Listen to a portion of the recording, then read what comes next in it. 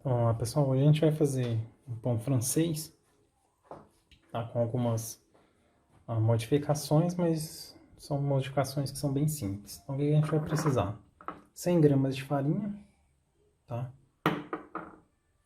1 grama de fermento instantâneo seco, tá? A gente vai trabalhar com fermentação de 1 hora a 1 hora e meia. Então, a farinha tem 100, a gente vai trabalhar com 1% do fermento instantâneo seco. 2 gramas de sal, tá? E 62 ml de água, tá? Gelada, tá? A gente vai precisar, normalmente seria hidratar ela com 60%, tá? Mas a gente vai precisar de um pouquinho mais para poder reidratar o fermento que é seco instantâneo, tá? Então a gente vai colocar ele todo na massa. Então, eu vou pegar uma vasilha de inox que a gente tem aqui. O que a gente vai fazer? Vai misturar a farinha.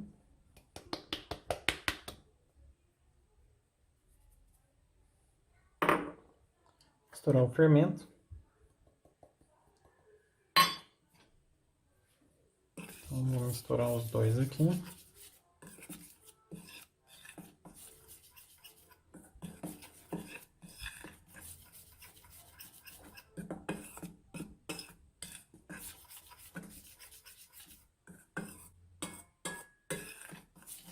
É isso aqui. Vou adicionar a água.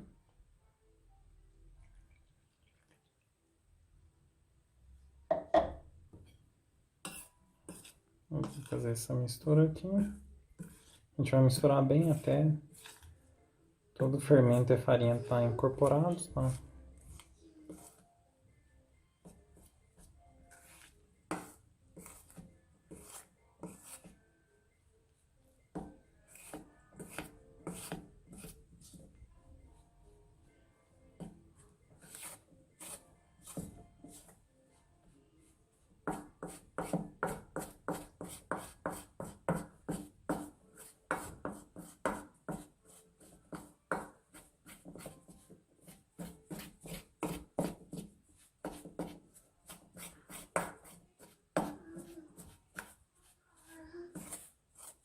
Isso.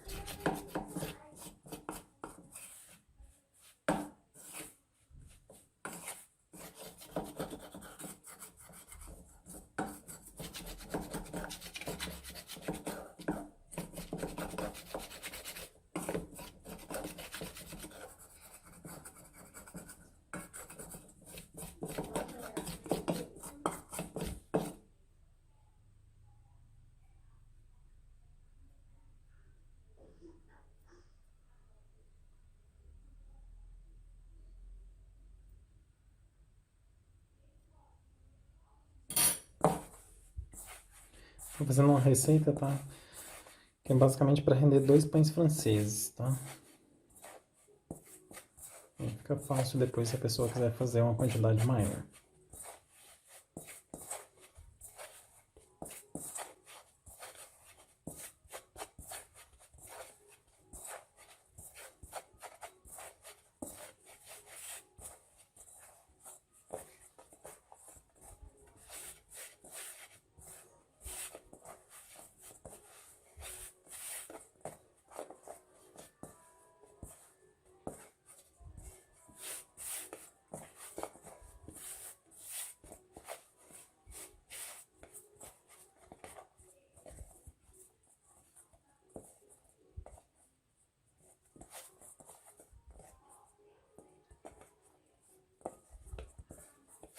Agora eu já fiz, né, a nossa mistura inicial.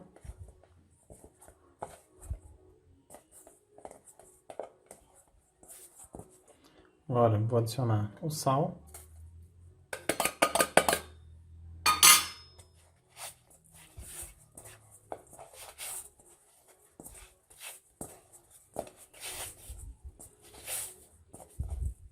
Existem várias receitas de pão, tá? Essa daqui é só uma das maneiras de fazer.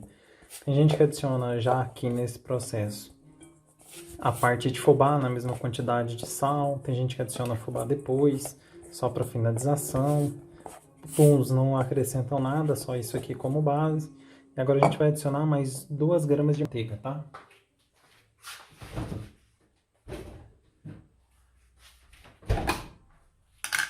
Então agora para finalizar a gente vai adicionar 2 gramas de manteiga. Gordura tá sempre incorporado depois que você já tem feito toda a mistura. A gente vai agora incorporar ela aqui.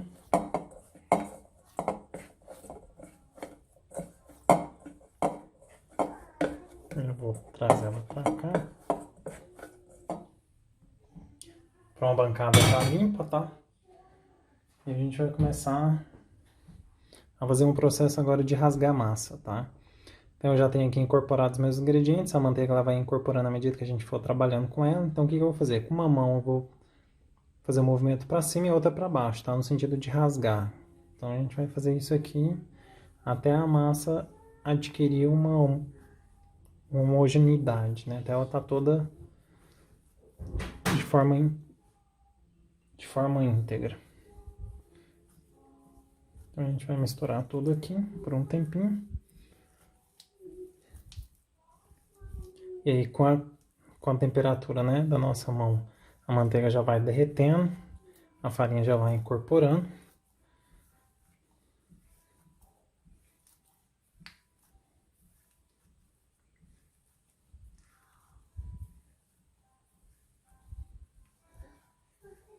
A gente vai fazer aqui até ela ganhar uma consistência. No caso que hoje a gente está trabalhando, né? A temperatura ambiente hoje está em 25, tá? Então, se alguém tiver, porventura, em algum ambiente mais quente, né? O ideal é que ele esteja com um ambiente com umidade maior, né? Talvez tenha que ligar, porventura, um ar-condicionado, se for possível, para não esquentar a massa, tá? Porque a massa, depois que a gente terminar de amassar, terminar de sovar, ela tem que terminar uma temperatura entre 26 e 27 graus, tá? Para aí ela poder ir para o descanso. Depois a gente continua o processo. Então, olha só. Visualmente, né, a gente já consegue perceber que a manteiga já foi incorporada dentro da massa, né? Ou seja, eu não vejo mais manteiga aqui visualmente, né, dentro dela. Eu já consigo ver que a massa já tem uma estrutura.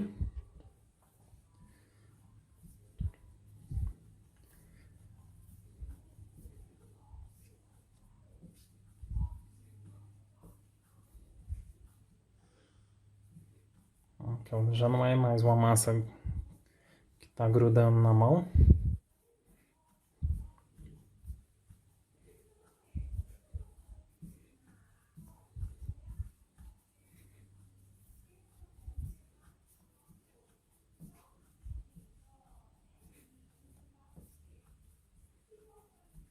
Aqui ela já tá montando a fase da estruturação que a gente precisa do glúten. Então aqui eu já olho para a massa, né? Se eu passar o dedo, eu já vejo que ela tá lisa, tá? Então ela já começou a fazer a formação do glúten. Então o que eu vou fazer agora? A gente vai começar a trabalhar ela por mais um tempinho até ela ficar lisa, né? Como a massa é pequena, né? Vou utilizar basicamente os movimentos de solda porque a gente faz em V aqui, né? Então a gente utiliza o peso do corpo para jogar a massa de um lado e para o outro. A gente vai trabalhar nela aqui por alguns minutos.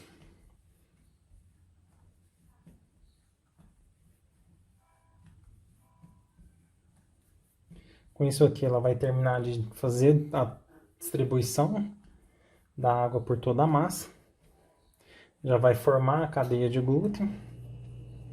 E depois a gente vai deixar ele em descanso.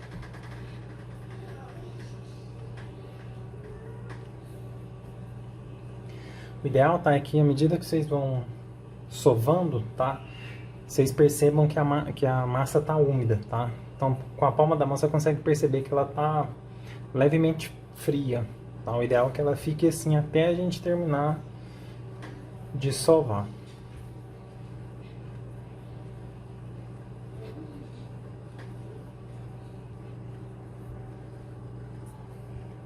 Agora, se eu olhar para a massa, tá? Vocês vão perceber que ela já tá uma massa lisa, tá? Então, olha para ela, tá uma massa lisa. Então, o que a gente vai fazer? A gente vai deixar ela agora aqui descansando. Enrola um papel filme, tá? Na massa.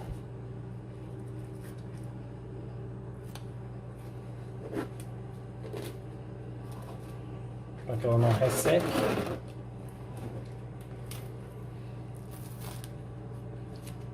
A gente vai deixar ela aqui descansando por 20 minutos pelo menos, tá? De 20 a 30 minutos. Vamos deixar ela aqui do lado. Enquanto isso, tá? Só para que a gente já vai ter que esperar mesmo, vamos fazer uma explicação clássica aqui das farinhas. Vamos lá, falando das farinhas, tá? Aqui eu tenho algumas marcas, né, que eu comprei, que eu tenho em casa para poder testar e trabalhar, fazer teste. Então o que a gente tem aqui, tá? Quando a gente vai escolher uma farinha, principalmente para a parte de panificação, tá? A gente escolhe uma farinha que tem mais ou menos em média de 12%, tá, de proteína e que tem carboidrato acima de 72, tá? Então, como é que a gente olha isso, né? Eu identifico nas farinhas que a gente tem acesso em casa. Então aqui eu tenho, por exemplo, 3 modelos, né, de farinhas nacionais. Então nesse caso aqui, né, a gente olha na tabelinha, vocês vão ver que a proporção é, primeiro, uma porção aqui que ele trabalha com 50 gramas, tá? Então, para ficar fácil, a gente sempre joga ele em dobro para acrescentar para 100. Então, no caso aqui, o que eu tenho? Carboidrato 38, multiplico por 2, já dá 76, né? Então, já atinge o que a gente quer de objetivo. No caso aqui, proteína, a gente tem 5, multiplica por 2, 10. Então, essa daqui é uma farinha. Funciona, mas não seria a melhor para panificação, tá? Nesse caso aqui, por exemplo, a gente já sabe que ele trabalha com 10 de proteína. Ele não vai ter uma rede de glúten muito forte, né? Porque ele tem uma proteína baixa. E outra, nessas farinhas nacionais a gente tem um problema ainda de fator de cinza, né? Que seria a quantidade de cinza dentro da farinha. Então essas farinhas aqui, tá? Provavelmente elas vão ter, quando você fizer o pão, ela vai ter uma cor próxima do cinza, tá? Então ela vai puxar para essa cor. Porque é uma farinha feita com a parte externa do endosperma, tá? Do trigo. Nessa daqui eu já tenho uma outra farinha também nacional, uma outra onde eu já tenho, também tem 36 de carboidrato, né, igual a outra, né, aliás, a outra tem 38, né, não, essa daqui tem 36, mas já atinge os 72 que a gente quer, né, e tem de proteína 5,3, né, então ela tem aí 10,6 de proteína, ainda também não bate, né, a referência que a gente quer, mas daria para fazer. E além disso eu tenho uma outra farinha aqui nacional, que essa daqui a gente está com carboidrato, né, só 29, então ela é um pouco abaixo do que a gente gostaria, e a gente tem aqui como proteína, a gente tem 12, então essa daqui para a parte de proteína já é boa. Qual é o detalhe dessa farinha aqui em especial, tá? Essa daqui é uma linha puríssima, tá? No Brasil tem costume de falar puríssima para aquelas farinhas que são feitas com a parte interna do endosperma, tá? Então essa daqui é uma farinha que ela é mais branca, tá? Ela tem um teor de cinza muito menor. Então quando você fizer o pão e abrir o pão, você vai ver que no interior dele ele vai ter aquele miolo mais branquinho, tá? Então para as pães que eu preciso disso, né, dessa característica, a gente tem que trabalhar com a farinha um pouco melhor, né? Melhor no sentido de fazer com a parte central do endosperma. Normalmente elas vêm com o título de puríssimo. É bem comum isso. Nessas outras aqui a gente vai funcionar, mas ela vai ter um teor de cinza maior, né, e a gente não vai conseguir, nessas duas marcas aqui, ter um fator de proteína ali próximo dos 12. Essas daqui são duas farinhas que eu tenho italianas, né? Então, só pra gente ter ideia, essa daqui a gente trabalha com 65, né, de carboidrato, tá? E essa daqui já começa com 14, tá, de proteína. Nessa outra aqui, também, a gente tem 70, né, de carboidrato e 14 de novo de proteína, né? Só que nessas italianas, né, elas são... No Brasil a gente tem uma classificação um pouco diferente, né, de farinha, diferente da americana e da europeia. Então aqui, por exemplo, essa daqui já é uma farinha que ela é já de grano duro e ela é... não é essa daqui não, essa daqui é a normal. Acho que é essa daqui... Cadê? Tem uma farinha do tipo... tá faltando uma. Pera aí.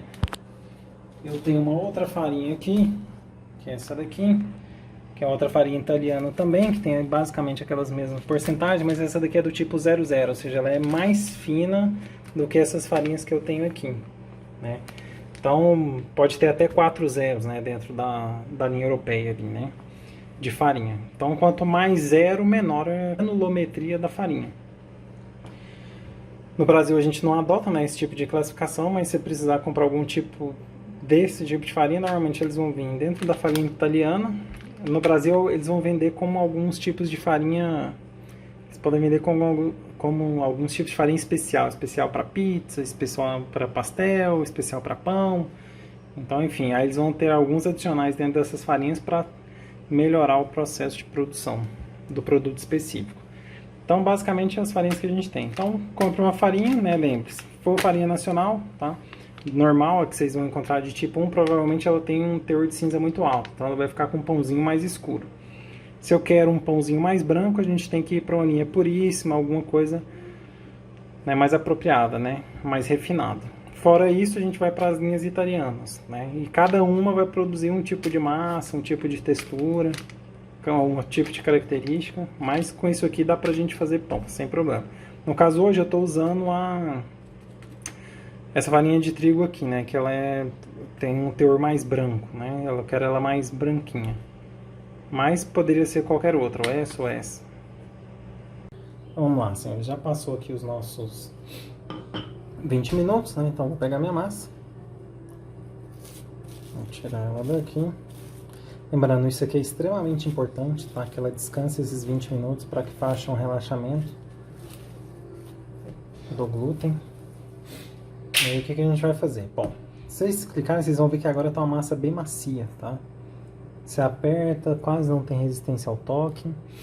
Como é que isso aconteceria agora dentro de uma padaria, né? Profissional. A gente vai, no caso aqui, né? O tamanho de um pão francês tá em média de 80 gramas, tá? Então essa aqui tá com um pouco mais de 160, então o que eu faria? Dividiria a massa a metade, né? Então essa aqui já é a minha massa do pão francês. Já poderia alinhar ela, né? No caso, né, dentro da padaria eles já tem uma modeladora, né, que faz isso automático. Como a gente está fazendo um processo artesanal, né, que é para que dentro da sua casa você possa fazer, a gente poderia abrir e já enrolar a massinha do nosso pão francês. Então ela já estaria pronta aqui, né? Primeiro, né, com a dobrinha, com essa parte, né, aqui virada para baixo, já poderia montar. No caso aqui eu não quero um pão francês, tá? Mas essa daqui já estaria pronta. Então eu faço duas coisas nesse daqui. Eu quero fazer um pão redondo parecendo um sanduíche, tá? Então tem dois detalhes. Alguns lugares, tá, vão trabalhar, como eu falei, com fubá dentro da produção da massa, né, inicial, ou aqui na finalização, tá? Eu prefiro, né, trabalhar com ela na finalização, porque eu acho que ele acrescenta uma característica a mais dentro da casca. Então o que eu vou fazer? Vou adicionar aqui os dois pãezinhos, né, os meus dois pães que eu vou fazer. Vou modelar eles aqui para ficar como uma bolinha. Eu já adicionei aqui o que eu queria de farinha. Então eu vou deixar os dois aqui redondinhos. Separei meu fubá. Por quê? Porque eu quero que ele fique com essa característica.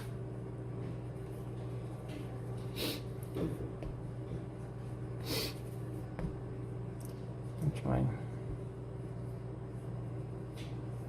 caso aqui eu quero fazer como se fosse uns pãezinhos de sanduíche. Então, massinha 1. Pronto. Vai ficar desse jeito, redondinha. No caso aqui eu vou fazer duas.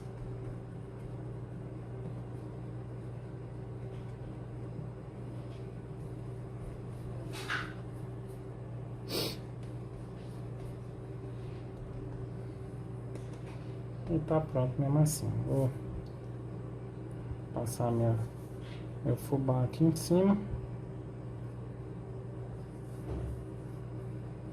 Mas não é obrigatório, tá? Isso aqui é uma preferência minha.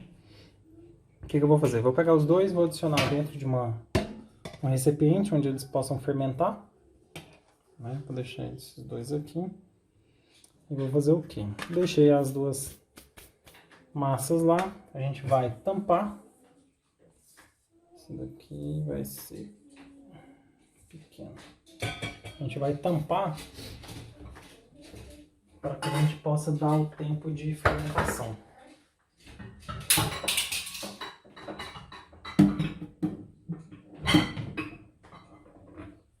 Então aqui para fins didáticos, vou deixar ele dentro de um bowl de vidro para ficar fácil da gente visualizar depois. Então tampei minha massa. Tá? O ideal é que eu mantenha a umidade dela, tá? Entre 70% e 85%. Então a gente molha um pano, né? Deixa ele úmido e tampa aqui as laterais para que tenha pouca entrada de ar e a umidade seja mantida. Como a gente está trabalhando com a fermentação rápida, tá? Que é só para que possa ser feito em casa. Dentro da linha profissional a gente trabalha com a fermentação mais longa, com outros tipos de fermento, enfim. Aqui a gente vai precisar deixar ele aqui, tá? Pelo menos 1h30, tá? Então a gente vai deixar 1h30, né? Crescendo, ele vai duplicar, chegar a quase 3 vezes o tamanho. E depois a gente vai levar para o forno e vou falar o que precisa fazer dentro do forno para que a gente consiga alguma proximidade da padaria. Bom, então vamos lá. Já passou aqui 1h30, né? Que a gente deixou o pão para poder fazer fermentação. E agora a gente vai passar os segredos, né? O que dá para fazer em casa com respeito ao forno, tá? Então, primeiro, a gente vai precisar de um borrifador, né? Borrifador normal, né? Com água, pra gente jogar em cima do pão. E aí, a parte do forno é o seguinte. Vamos lá, a parte do forno é o seguinte. Eu vou usar esse forno aqui, né? De baixo, que seria um forno normal, né? Porque esse aqui já é o forno profissional que a gente consegue fazer, né? O pão normal. Nesse caso aqui, tá? O que a gente tem? Primeiro, né, a gente vai colocar aquele numa temperatura, no caso aqui, a gente vai jogar ele para uma temperatura de 220, tá?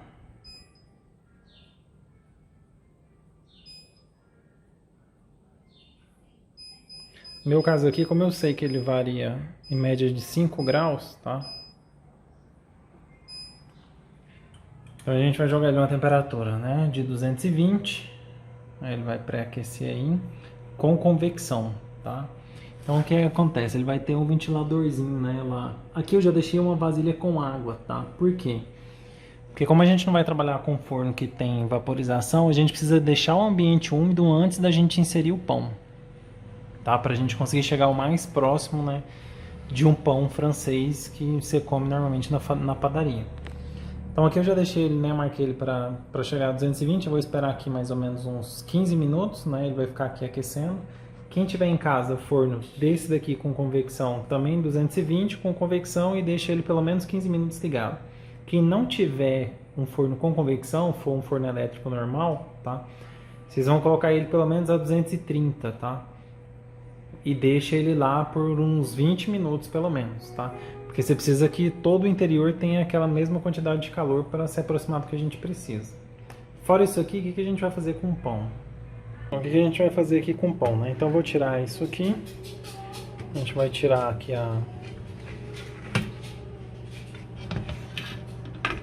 o bowl de vidro, né, que ficou aqui para manter. O que a gente vai fazer? A gente vai jogar, tá? Ou borrifar a água aqui em cima do pão, tá? Borrifou a água, a gente vai tirar aquela forma, tá, que estava com água dentro do forno e já inserir isso aqui. Então tirei a forma de lá, coloquei a forma aqui que a gente borrifou, né, a água no pão.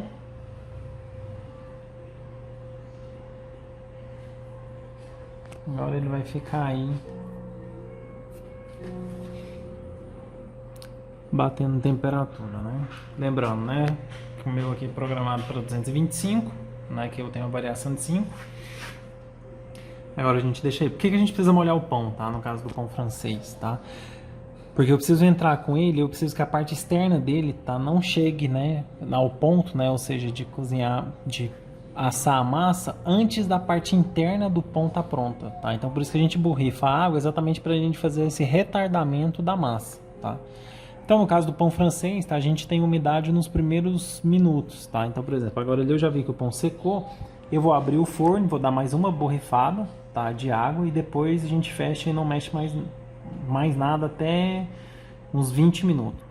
Então abri, né, com 30 segundos depois que eu coloquei, 40 segundos, dei mais uma borrifada e agora a gente não vai mexer em mais nada, tá? Então agora ele vai demorar aí de 16 a 20 minutos, tá? Para poder assar, não mais que isso. Então na hora que der esse tempo, a gente vê que ele criou uma casquinha, uma crosta já bem assada, a gente vai tirar para ver próxima etapa do pão. Mas é de 16 a 20 minutos, tá? Não mais que isso. Mais que isso, o pão vai ficar extremamente duro. Olha só, a gente já tá com 12 minutos, né? O pão já começou a ganhar cor, né, na parte externa. Então, mais uns 4, 5 minutos já tá ok. Então, tirei o pão do forno, né, com 17 minutos aqui no caso. Aqui dá pra ver né, como é que ele ficou de coloração. A gente vai esperar um pouquinho, tá? E aí o que vai acontecer? Deixa eu ver se dá pra vocês ouvirem.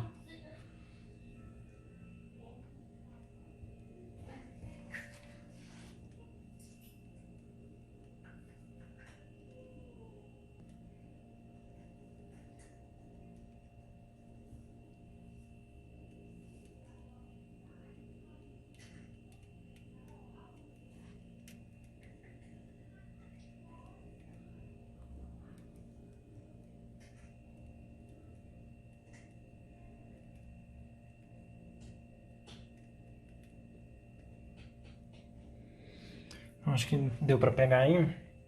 Esse estralo, tá? Quer dizer que a casca do pão tá crocante, tá? Então quando a gente ouve ele aí, quer dizer que ficou com uma boa crostinha.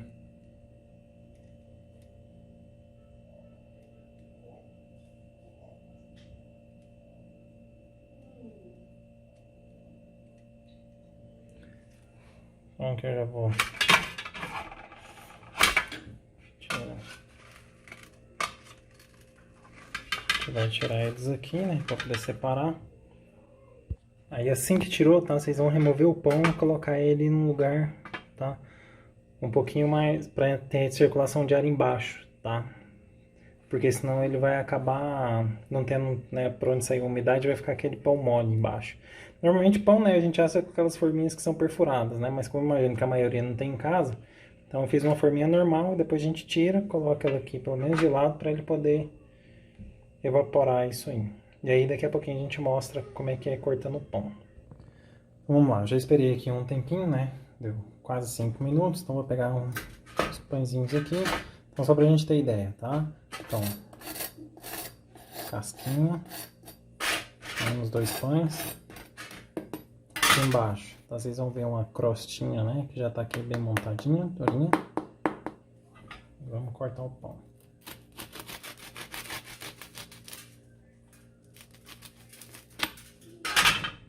Olha como é que ele fica por dentro. Todo branquinho, lembrando, né? Por conta da farinha. Tá? Olha, maciez. Com a crostinha fina, né? Deixa eu ver aqui se deu aqui. Com a crostinha fina, né? Da nossa capinha aqui, do nosso crocante.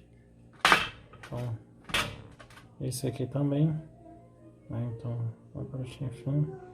Ver se dá pra escutar como é que ele ficou aqui.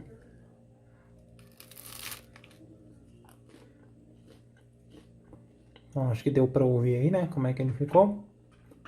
Então, pronto o nosso pãozinho. E agora, minha amiga, é só colocar uma manteiguinha e ser feliz.